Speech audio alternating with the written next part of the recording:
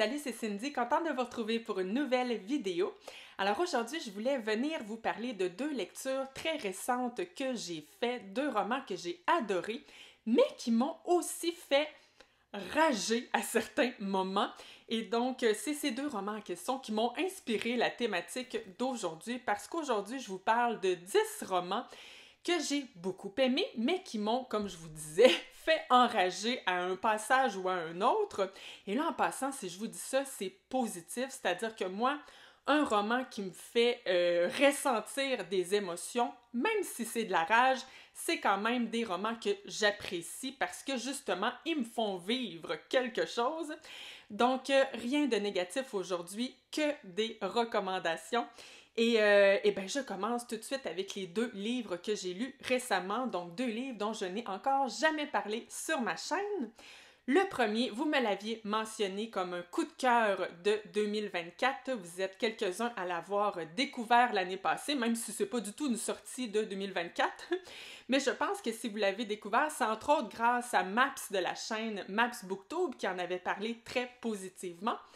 1000 soleils splendides de Khaled Hosseini est publié aux éditions Belfond. Alors, dans ce roman, on va parcourir 50 ans d'histoire de l'Afghanistan. Donc, on va voir à travers ces 50 ans d'histoire naître plusieurs conflits. Donc, on va nous raconter tout ça. Mais on va aussi nous raconter l'histoire de deux femmes, Mariam et Leila. Donc, Mariam va devoir épouser, en fait, elle va être forcée d'épouser un homme qui est 30 ans plus vieux qu'elle. Et Mariam va tenter de tomber enceinte pour offrir à Rachid, son mari, le fils qu'il espère tant, mais elle réussira jamais à tomber enceinte. En fait, oui, elle va réussir, mais elle va avoir des fausses couches. Et après 18 ans de mariage et de brutalité, de violence, parce que Rachid, effectivement, est un homme très violent et misogyne. Donc, après 18 ans de mariage, Mariam va devoir accueillir Leila, une jeune fille de 14 ans seulement, qui va devenir la deuxième femme de Rachid. Donc, évidemment qu'au départ, il y a une certaine jalousie qui s'installe chez Mariam, mais finalement, tranquillement, pas vite, les deux femmes vont apprendre à se connaître et elles vont devenir des alliées dans toute cette souffrance qu'elles vivent, non seulement dans la maison avec Rachid, mais également à l'extérieur de la maison dans ce pays où les femmes n'ont aucun droit, aucune liberté. Et donc, je pense que vous me voyez venir, c'est ça qui est venu me faire rager à tel point que parfois j'avais envie de garrocher mon roman à l'autre bout de la pièce. C'est absolument horrible ce que vivent ces deux femmes. Et là, tu lis ça puis tu te dis non, mais ça se peut pas. Ça se peut pas à quel point, en fait, elles n'ont pas de vie, ces deux pauvres femmes. Et ça enrage d'autant plus que, évidemment, la vie de ces deux femmes, c'est la réalité de plusieurs femmes. Donc c'est ça peut-être qui est... Pas peut-être. C'est ça qui est aussi enrageant, c'est de savoir que ça existe, des vies semblables à celles de Mariam et Leila. Et c'est en ce sens que ce livre, oui, il fait mal à lire, mais en même temps, je pense qu'il est important parce que ben, qu'est-ce qu'on peut faire? Je ne sais pas exactement, mais au moins de ne pas être ignorant face à ça, c'est déjà quelque chose. Donc voilà, un roman qui, oui, fait enrager, mais qui est aussi extrêmement touchant, extrêmement émouvant. C'est très beau, la relation qui va s'installer entre Leila et Mariam. Et aussi, il y a des personnages masculins qui ne sont pas des écœurants, entre autres le meilleur ami de Leila. Donc voilà, il n'y a pas que des hommes misogynes comme Rachid dans ce roman. Donc voilà, un roman riche de plein de choses, d'histoires et riche d'émotions également. Donc un roman que je vous recommande fortement. Le prochain roman, celui-là, j'ai pas eu envie de le garrocher à l'autre bout de la pièce. Il m'a pas fait enrager autant que 1000 soleils splendides, mais je vais vous expliquer pourquoi je l'inclus à la vidéo d'aujourd'hui. Mais je vais commencer par vous le présenter. La grosse qui rêvait d'amour de Nadia Tranchemontagne, publiée aux éditions Québec Amérique. Alors, dans ce roman, on va faire la rencontre de Samuel, une jeune femme qui est grosse et qui a toujours eu beaucoup de difficultés à accepter son corps. Et donc, on va nous raconter des petits bouts de la vie de Samuel. Je vous dirais que ça se lit un peu comme des anecdotes de sa vie. Et à travers toutes ces anecdotes, on a toutes les réflexions de Samuel. Et c'est toujours, ben non, pas toujours, mais c'est souvent fait avec un ton plutôt humoristique que j'ai adoré. J'ai vraiment souri à de nombreuses reprises avec ce roman. Et quand je vous dis qu'on a des anecdotes sur la vie de Samuel, eh bien parfois on va retourner dans l'enfance de celle-ci. On va nous raconter justement le climat familial dans lequel elle vivait, la relation très tumultueuse qu'elle a avec sa maman. On va nous raconter également sa super belle histoire d'amitié avec Cass. On va nous raconter aussi certains déboires amoureux qu'elle va vivre, Samuel. Et voilà, c'est toutes des anecdotes que j'ai adoré lire, mais les réflexions aussi, le message qui ressort de ce livre, parce que oui, Samuel, c'est un personnage fictif, son histoire est fictive, mais on le sent très bien que Nadia Tranche-Montagne, à travers son personnage, nous partage une partie de son vécu, une partie de ses propres réflexions, parce que Nadia Tranche-Montagne, c'est une femme, c'est une créatrice de contenu qui milite justement contre la grossophobie. Et j'ai justement adoré le message qu'elle transmet à travers cette histoire. Et attention, c'est un message qui n'est pas du tout, mais pas du tout moralisateur. Au contraire, c'est juste un super beau message qui dit que, ben en fait, le corps, là, ce n'est qu'une enveloppe. Il y a des gros, il y a des minces, il y a des maigres. Mais on peut-tu aller plus loin que ça? Hein? On est-tu obligé de juger sur l'enveloppe, sur le premier regard? Parce que, tu sais, souvent, on associe malheureusement gros ou grosse à plein de trucs négatifs. Et justement, l'autrice essaie d'aller plus loin que ça. Et voilà, j'ai adoré les réflexions qu'elle amène avec cette histoire. Et là, vous devez vous dire, OK, Cindy, c'est bien beau tout ça, mais pourquoi tu nous parles de ce roman dans cette vidéo roman qui t'ont fait rager? Eh bien, comme je vous disais, on va nous raconter, entre autres, la relation tumultueuse de Samuel et sa maman. Et ces passages-là, là, oh my God, c'était choquant.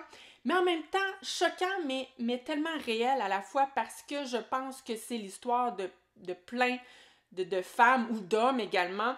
Et ce qui est choquant, c'est que cette maman en question, elle est convaincue que tout ce qu'elle fait, ce qu'elle dit, c'est pour aider sa fille. Donc, elle veut l'aider à maigrir, mais en fait, tout ce qu'elle fait, c'est plutôt, au lieu de l'aider, elle la traumatise carrément. Et donc, tu lis ces passages-là, puis tu te dis « Oh non, mais ça se peut pas! » Donc, on voudrait arrêter cette mère parce qu'on voit toutes les blessures qu'elle est en train de commettre dans la vie de Samuel. Donc voilà, ces passages-là sont assez choquants, mais en même temps, comme je vous dis, je pense qu'ils témoignent d'une certaine réalité.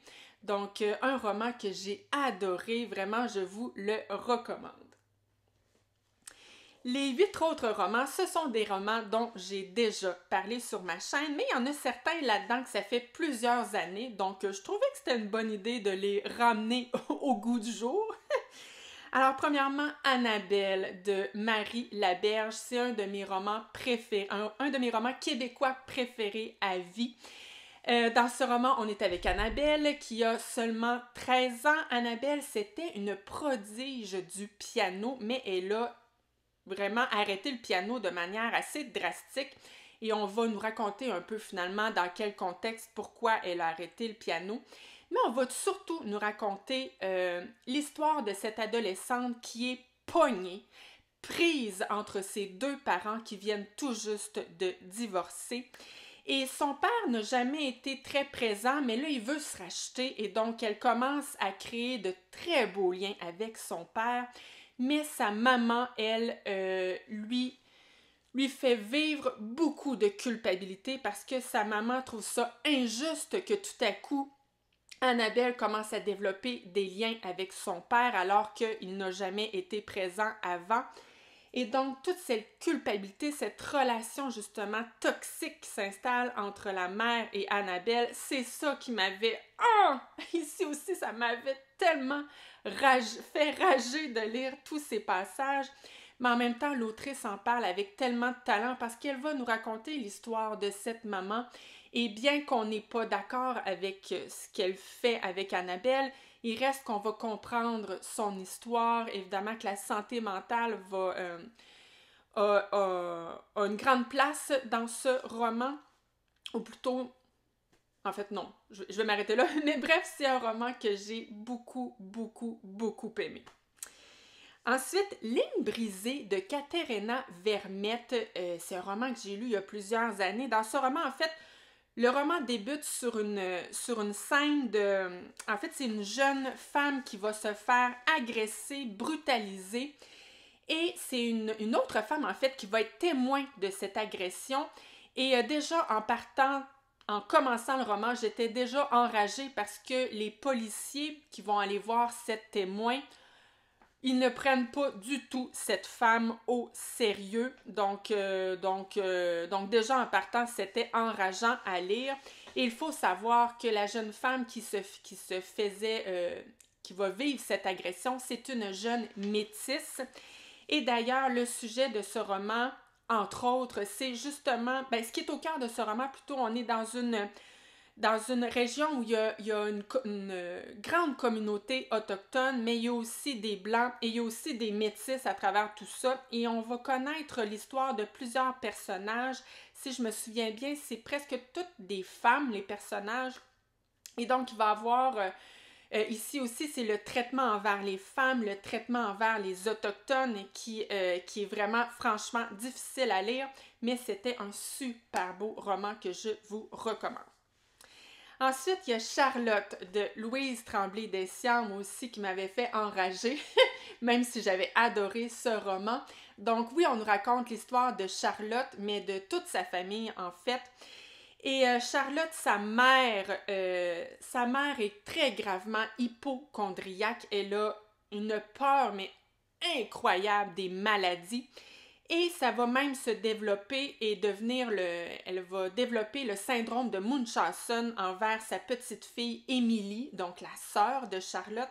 Charlotte, il faut savoir qu'elle est constituée assez...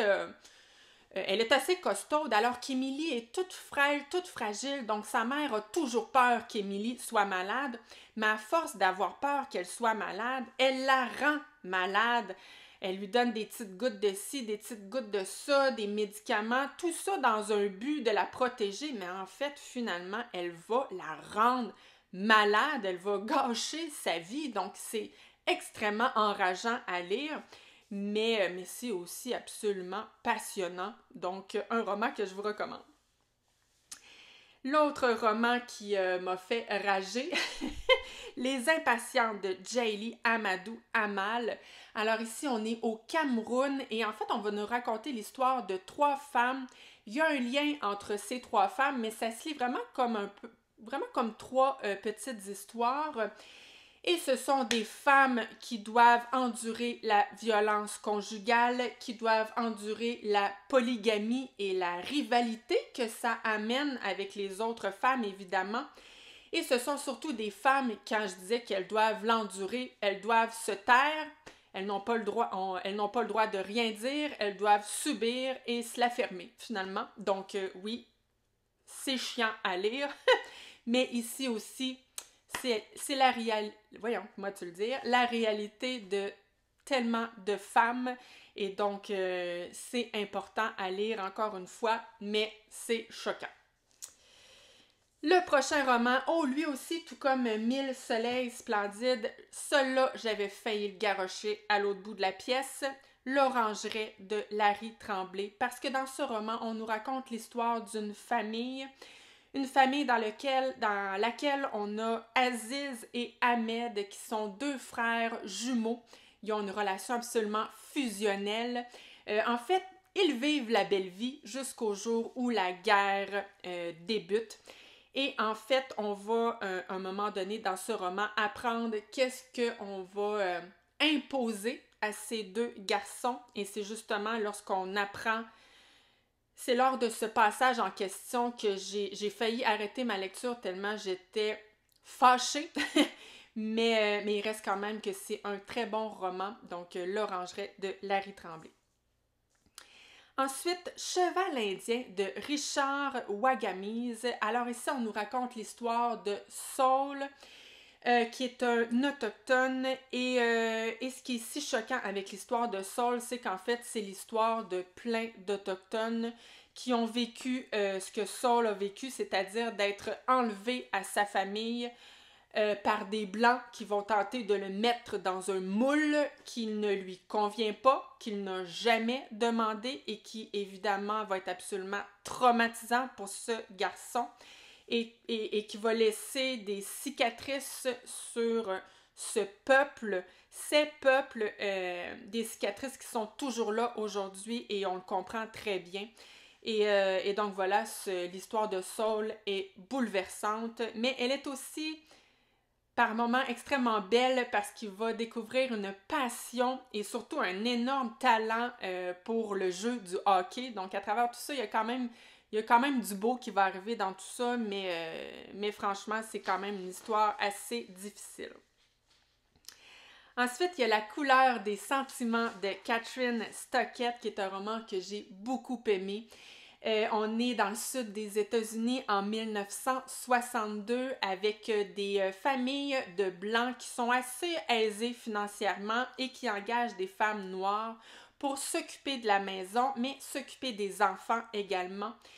Et c'est les paroles et les gestes que ces familles de Blancs ont envers ces femmes noires. En fait, elles les voient et elles les traitent comme des moins que rien, alors qu'elles devraient au contraire être remplies de gratitude parce que ces femmes vont donner tellement d'amour à leurs enfants et même bien souvent bien plus que leur vraie mère.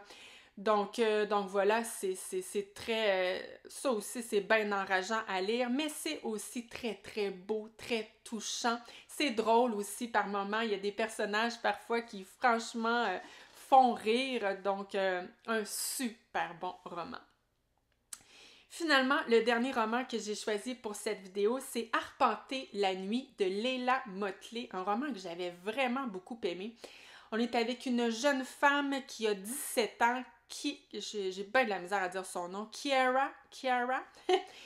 Et cette jeune femme, elle habite seule avec son grand frère parce que son père est décédé, si je me souviens bien, et sa mère est en prison. Et là, ben, ils sont dans la merde parce qu'ils n'ont plus d'argent. Et là, Kira essaie de trouver une job, mais c'est pas facile à 17 ans de trouver un travail qui va lui permettre de payer l'appartement, la bouffe et tous les besoins essentiels. Et non seulement c'est dur parce qu'elle est jeune, mais elle est aussi noire. Et c'est plate à dire, mais oui, malheureusement, ça ajoute un obstacle de plus pour trouver un emploi.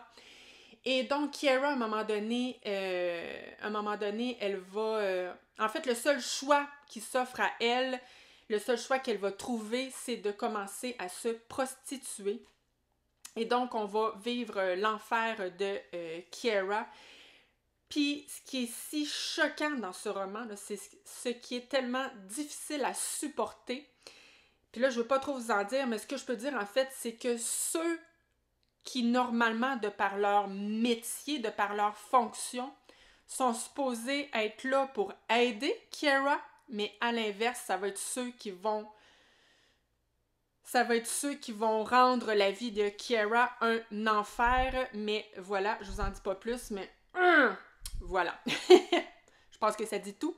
Mais voilà, c'est un roman que je vous recommande fortement. Puis en passant, il y a aussi quelque chose de beau dans ce roman.